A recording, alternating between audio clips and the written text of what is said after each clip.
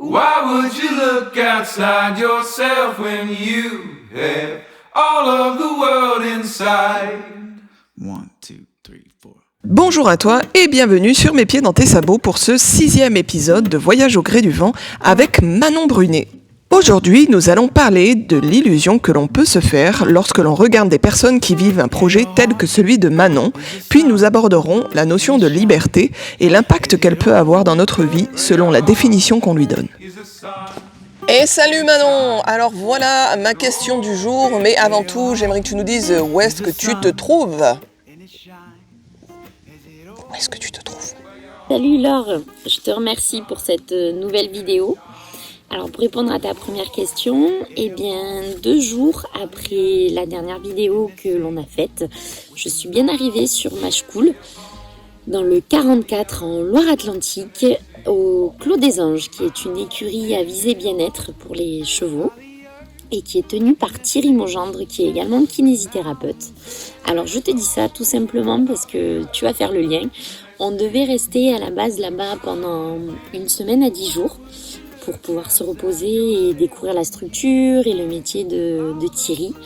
Et il s'est trouvé que nous avons atterri dans un lieu qui est très très riche et humainement parlant et environnementalement parlant.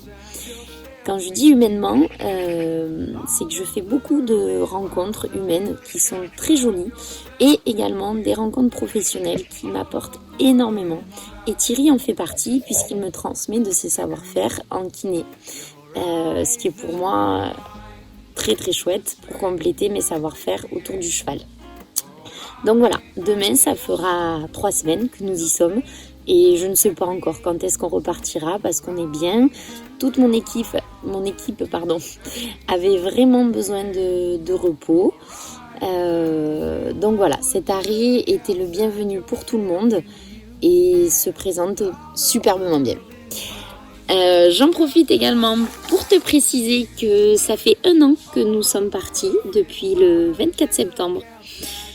Donc voilà, nous avons fêté nos 1 an de baroude tous les 4.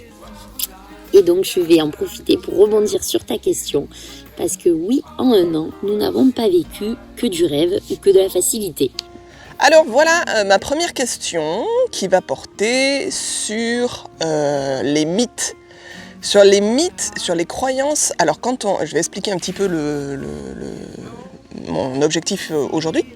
En fait, mon objectif aujourd'hui, c'est de savoir, est-ce que tu peux nous dire les moments où tu en as eu vraiment ras-le-bol, les moments difficiles, les spots de merde, disons-le, pour dormir, ce genre de trucs.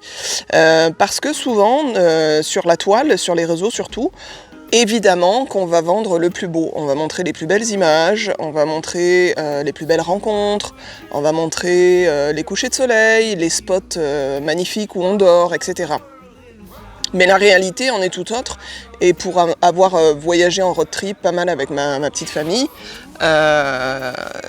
on dort plus souvent, notamment, enfin pour le coucher en tout cas, on dort plus souvent dans des endroits qui sont bof que dans des cadres idylliques avec des couchers de soleil sur la plage, quoi, comme on le voit énormément sur les réseaux. Et donc ça porte à confusion parce que les personnes pensent en fait que tu vis un rêve éveillé et c'est très loin d'être vrai.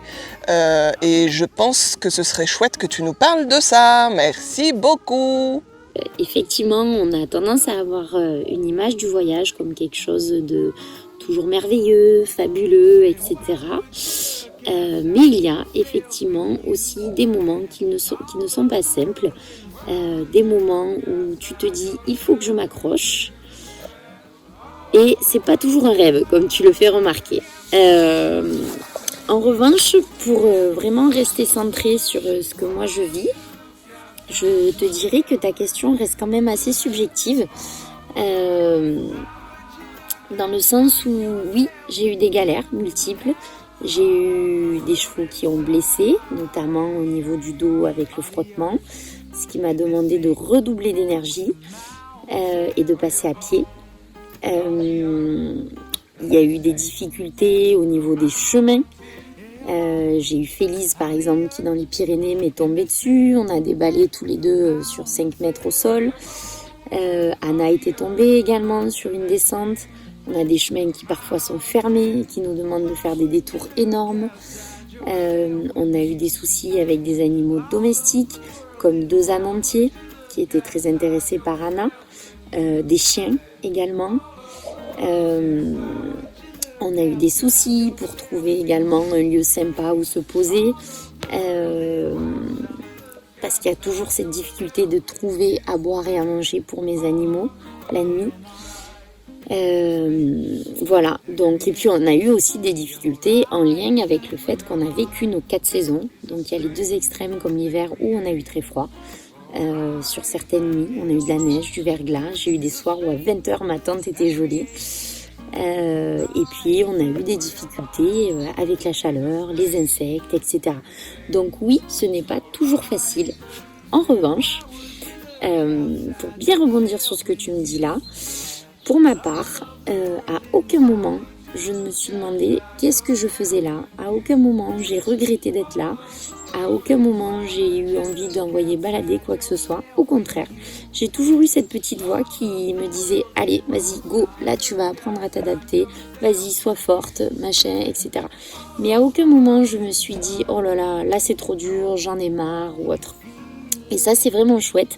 Et je tiens vraiment à te le préciser parce que moi aussi, j'ai voyagé autrement, donc seule avec mon sac à dos ou même avec mon véhicule aménagé. Et je trouve que dans d'autres modes de voyage, la difficulté était perçue autrement. Là, c'est comme si le fait d'être avec mes animaux et en pleine nature, à 98%, suffit à me combler. Et suffit à compenser les difficultés rencontrées. Et depuis le début, chaque difficulté rencontrée, je l'ai vue plutôt comme une forme d'adaptation. Une façon d'apprendre à m'adapter.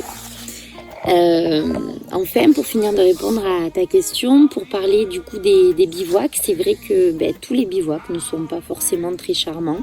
On a eu des soirs où il était difficile de trouver un lieu, ne serait-ce qu'avec de l'herbe pour les animaux.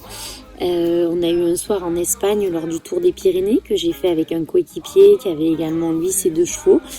Une personne s'est octroyé le droit de nous laisser nous poser dans un pré d'herbe et en fait ce pré ne lui appartenait pas. Et il se trouve que vers 21h30, la propriétaire, très agacée, est venue nous demander de partir. Elle n'a rien voulu entendre. Et donc 21h30, il commence à faire nuit, il faut que tu reprépares 4 chevaux et que tu te trouves un lieu avec de l'herbe pour eux.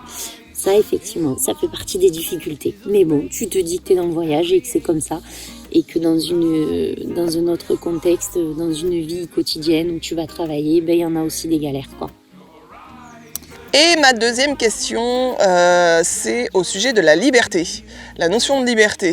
Alors, ma question c'est, est-ce que tu as eu des personnes de ton entourage ou des personnes sur les réseaux sociaux qui t'ont déjà reproché cette liberté que tu t'offres? Alors, on sait que souvent, les gens qui te reprochent la liberté que tu t'autorises, c'est parce qu'ils se l'autorisent tout simplement pas eux-mêmes, et donc ça les renvoie vers leur frustration.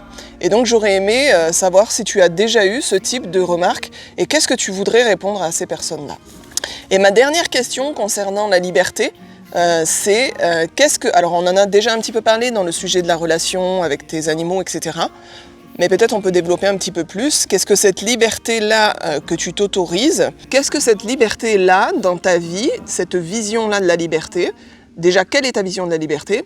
Et qu'est-ce que cette vision-là te permet d'accomplir dans ta vie, d'après toi? Et bien voilà, c'est déjà pas mal, hein. Merci.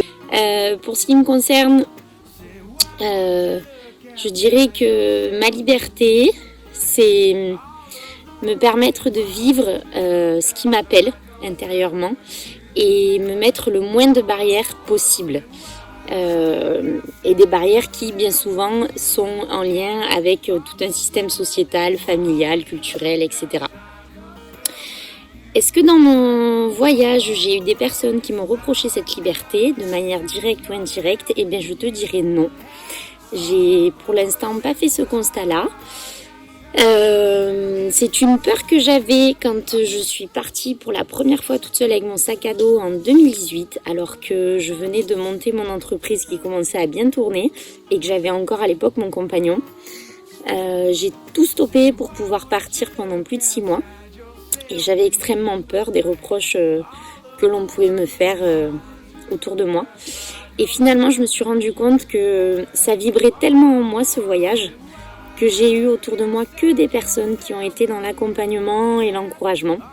Et en fait, je me suis rendu compte que bien souvent, selon ce que l'on dégage, les gens vont avoir un avis plus ou moins négatif par rapport à ce qu'on fait. Et là, forcément, un départ avec mes animaux et en plus un voyage, l'ensemble de mes proches savaient très bien que ça vibrait en moi et on n'a pu que m'encourager à le faire. Et sur les réseaux, non, j'ai vraiment jamais, dans toute publication, j'ai jamais reçu de commentaires négatifs. Juste, j'ai eu dans le voyage plusieurs fois des personnes qui m'ont dit « Ah ben oui, mais ça, vous pouvez vous le permettre, vous avez la situation.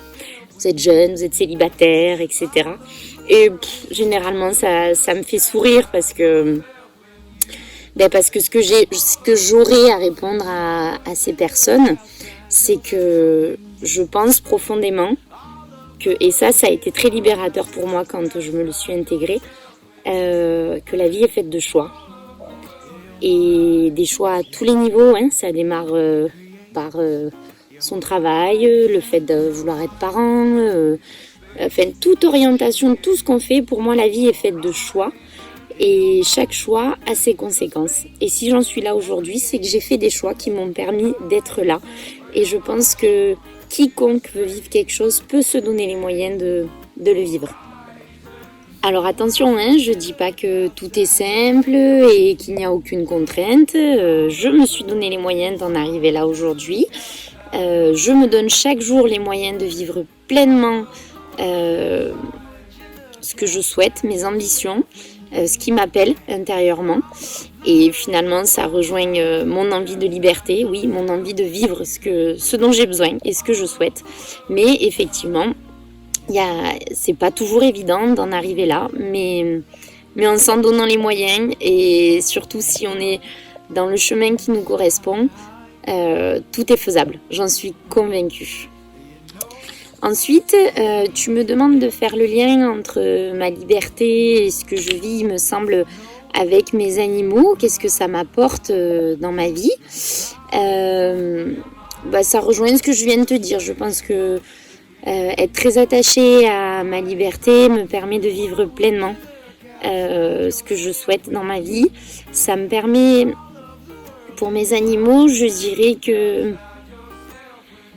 en fait, on se libère quand on se permet de vivre ce qui nous appelle. Et quand on se permet de donner une priorité à sa propre liberté, ça ouvre plein de portes. Moi, personnellement, ça me permet de me sentir beaucoup plus alignée avec moi-même et d'être beaucoup plus ancrée dans la vie, ce qui forcément, indirectement, va renforcer ma relation avec mes animaux. Me donner des libertés, pour moi, c'est aussi avoir la liberté d'avoir plus de temps avec mes animaux. Donc forcément, ça a un impact également dans la relation que j'ai avec eux. Et quel impact ça a dans ma vie au quotidien ? Pareil, c'est libérateur et ça permet de se sentir libre comme le vent, comme je suis en train de le vivre dans mon voyage, et de répondre à chaque appel que j'ai, chaque envie. Et c'est juste trop bon de se mettre au minimum de barrières.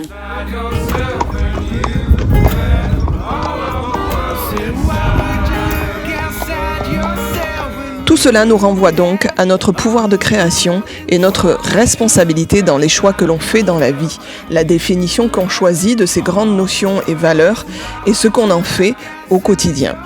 Rendez-vous dans 15 jours pour un 7e épisode. À bientôt!